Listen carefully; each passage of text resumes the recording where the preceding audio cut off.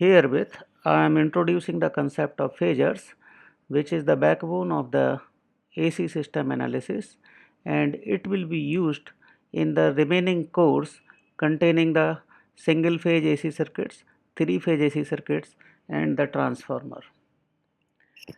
So, it is applicable only when say there is a sinusoidal voltage or currents. The phasor is coming out to be independent to the time, frequency, and sine or cosine terms.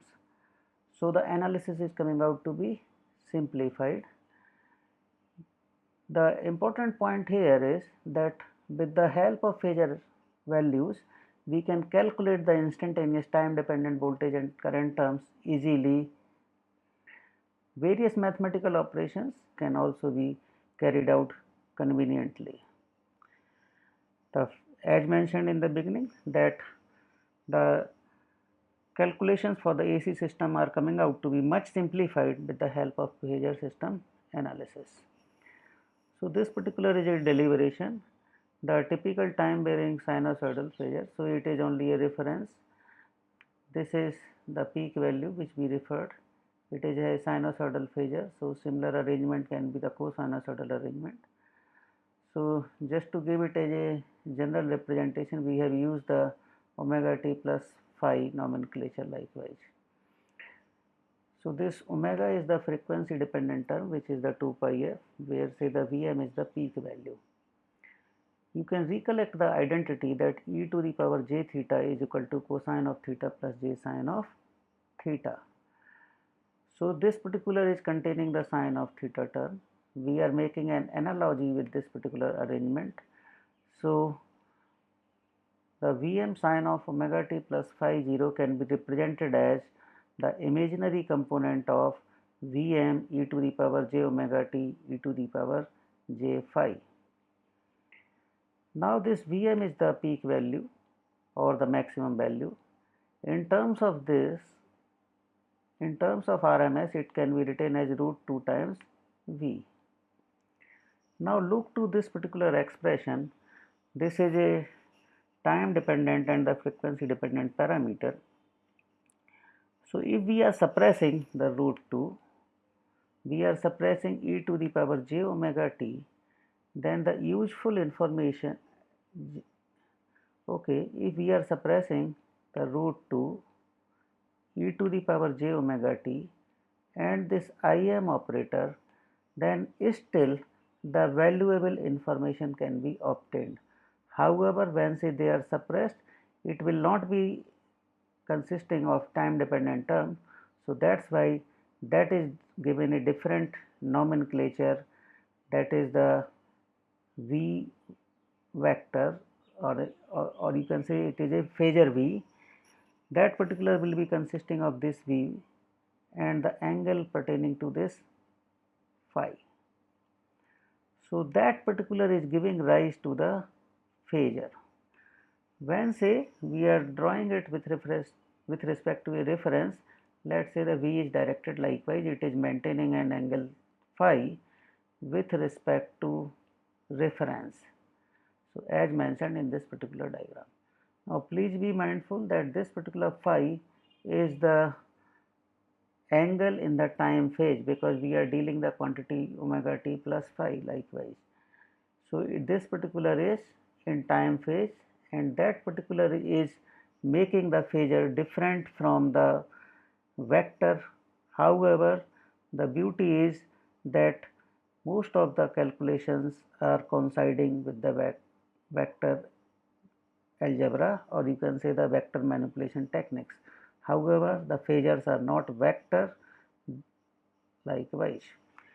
Now, this particular, when say we can expand with the same identity e to the power j of theta. So, this particular is e to the power j phi term, it is giving rise to the likewise. Okay. This particular is the reactive component of the voltage, where say the magnitude is decided by the root of V real square plus V reactive square. Phi angle is the tan inverse V reactive upon V real. So, this is just like a right angle triangle analogy. Now, the question arises, What will be the phasor when say some voltage is, or you can say one system is having a sinusoidal representation and the another one is having a cosinusoidal representation. So let's say with the sine term there are two phasor or two time dependent quantities are represented like this. So V1, this is the V2, Vm1, Vm2 are different, and so the phi1 and phi2. With the previous background, we can write the phasor into the form likewise. So that is having a representation like. Let's say the other system having the magnitude as Vm1, Vm2 and the phase angles as phi1, phi2, but the reference is cosinusoidal. So ultimately when say the cosine is taking as a reference, if we are expanding the term, we have to make use of the real operator while say using the e to the power j theta identity. But ultimately as we suppress the Im, so Re will also get separate and the resulting phasors will be like this only. So they are drawn it. Both the, you can say the phasors when represented in the sine or cosine form are identical. However, the catch line is when say we wish to write the instantaneous expression, instantaneous current or voltage quantities from the phasors, then we have to write correspondingly in the sine or cosine form for which we have taken the reference. So let's say corresponding to this system we will be writing in terms of sinusoidal term. Corresponding to the second we will be writing in the form of cosine. So the phasors are same for sine or cosine. However, from phasors all time dependent quantity we represented in the respective sine form or cosine form. So here it is a catch, or you can say point to be understood. As mentioned that it supports all mathematical operations, addition, subtraction, multiplication, division, differentiation and integration. The differentiation and integrations are coming out to be important because that is giving rise to the important operator which we will be designating as the J operator. So now how the addition is carried out. So this particular is a two standard phasors which we are writing. So this particular is the polar form of representation. The addition and subtraction works with the rectangular form of the representation of the phasors. This particular is a polar form of the representation. So correspondingly, if I am extending V1 cosine of phi 1 plus j V1 sine of phi 1, then that will be the rectangular form of the representation. So for addition, this particular is the arrangement. This is represented into the rectangular form. We have added the real and real terms, then say the addition of the reactive terms. Similarly will be the case for the subtraction. Now when say we are writing on say we are drawing the phasor on plane of paper, then they are added by the law of parallelogram. So V1 is drawn, V2 is drawn, here say the addition is demonstrated. So we will be writing the V2 phasor from the tip of this V1 likewise. So that means it is to be directed along the V2 having the same line length likewise. So this particular will be the V1, this will be V2, you are able to get the V1 plus V2 likewise. So they are the phasors addition. Now similarly can be worked out with the subtraction, where say we will be drawing the negative phasor of what has been given. So corresponding to this you will be drawing a phasor directed in the opposite direction of equal length and then applying the law of parallelogram for the phasor addition. Now the multiplication and divisions are carried out in the polar form. So this particular is given into the polar form, second one is also in the polar form. When you are doing the multiplication, the magnitudes are getting multiplied, where say the phase angles are getting added. In case of division, the magnitude of the phasors are divided, but there is a subtraction of the phase angle. So this particular is much simplified arrangement. Now the time derivative and the integral of phasor. So the time derivative means it is a differentiation, and integration is also pertaining to the dt. Now when say the phasors are coming out to be independent to the time, as we have seen previously, we cannot apply the time derivative as such. So we will be referring to the original arrangement, where say we have represented this particular sinusoidal term into the form likewise. We are doing the derivative with respect to time or the integral with respect to time. So what is to be done? Only this particular e to the power j omega t is the term which is time dependent. Others we treated as constant. So when doing the derivative, it is resulting into the j omega likewise. So that is dv upon dt. Similarly, the integral of v dt is looking like this. So the e to the power a of t is representing, or when the derivative is attempted for e to the power at, it is resulting into a e to the power at. And when say you are doing the integration, it is resulting into e a to the power at upon a likewise. So that will be the form. With the same procedure, for the phasor representation, we can remove Im, time dependent term e to the power j omega t, root 2 likewise. So the phasors are coming out to be like, after removing that, this is a d of p phasor, that is resulting into like this. Previously we have considered the phasor as v e to the power j phi. So this particular is giving likewise. So you can say the derivative, time derivative of a phasor is equivalent to the phasor getting multiplied by j omega. Similarly, the integral of a phasor with respect to time is equivalent to the phasor divided by j omega. So when say you are plotting it, this is giving you the meaning of 90-degree lead. Likewise, this will be more clear. So that is a derivative phasor, or you can say the derivative phasor leads the respective phasor by 90-degree, and on the similar line the integrating phasor is lagging by 90-degree to the respective phasor. Now J is a 90-degree lead operator, so this particular you can say for the time being you consider plus 90-degree operator. It is spelled out likewise.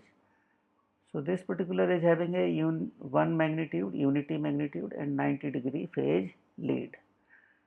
J square is coming out to be -1. So on the similar line, if you are extending a negative sign here, so this particular minus j is equal to minus of 90-degree. As we have seen previously, that the derivative of phasor is resulting into, or you can say is equivalent to a phasor multiplied by the j omega. Similarly, the integral of a phasor is equivalent to the phasor divided by j omega. This particular is rearranged as minus of j multiplied by original phasor divided by omega. So this particular is minus sign, and from this you can have a correlation that the phasor derivative is equal to the phasor multiplied by j omega. It leads the original phasor by 90-degree. So J is basically 90-degree lead operator. Similarly, the phasor integral is equal to the phasor divided by j omega. It lags the original phasor by 90-degree. Now let us take one example where say the voltage phasors are given, and it is mentioned that they are with respect to the cosine as a reference. We have to obtain the resulting phasors after addition, subtraction, multiplication and division, and importantly express them as instantaneous form. So when say we have to express them as instantaneous form, the importance is of the reference.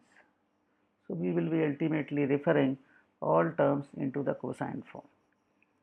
So addition, as mentioned, it works well with the rectangular form of the representation. So like say this is carried out, real components are added, reactive components, so they are summed up. Likewise, the value is coming out to be again converted into the polar form, and we will be getting the value like this.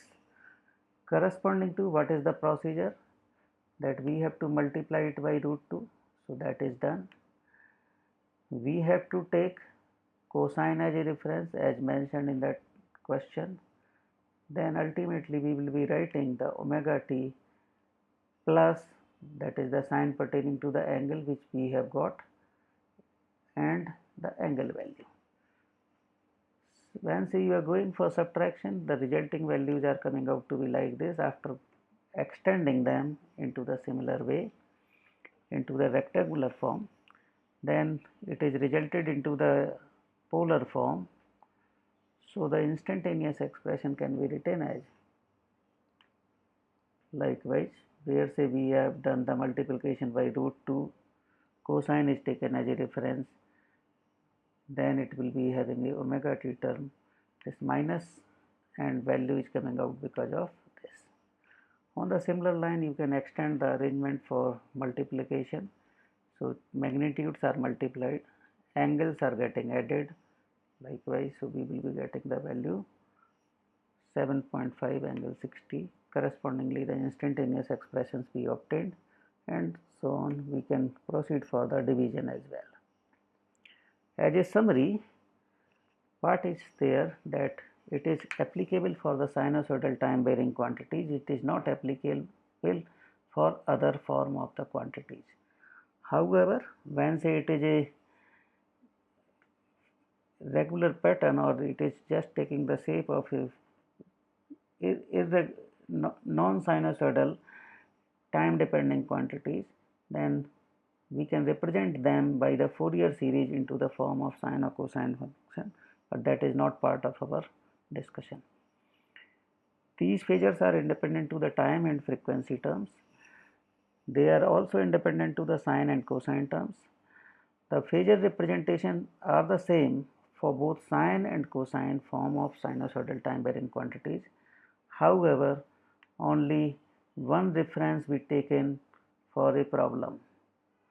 So if suppose say the cosine is the reference, then all things are to be, all variables to be expressed in the cosine form as far as time varying quantities are concerned. All mathematical operations are greatly simplified. Likewise, so in the next, after setting the background for the phasor analysis, we will be discussing the series and parallel AC circuits in the next. For further reading, you can refer these particular textbooks. Thanks.